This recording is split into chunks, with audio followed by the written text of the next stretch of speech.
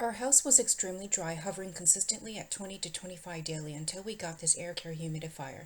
This humidifier has a digital display that displays the actual humidity level, the desired humidity level, and the fan speed setting. There are 3 buttons on the front of the unit. The bottom button to the right of the display is the power button.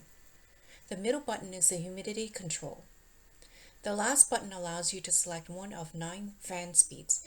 It will also display CF if you need to check the filter and F when the unit needs to be refilled with water. When the desired humidity is reached, the unit automatically shuts off. To fill the unit, open the small door located in the front right below where the digital display is located.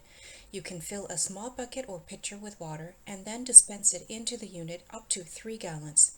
There is a max fill level indicator on the wick frame. Once filled with water, you can close the door. There are 2 air release vents, one on each side of the unit, and the top of the unit has a flat tile table surface area. On the bottom of the unit, there are 4 little caster wheels that came with the unit, which, once installed, allows you to move the location of the humidifier as needed. We placed this humidifier on the ground floor in a hallway that opens into our kitchen, the family room, and front door area, and it has helped keep our space consistently humidified. We only need to fill it with water once a day.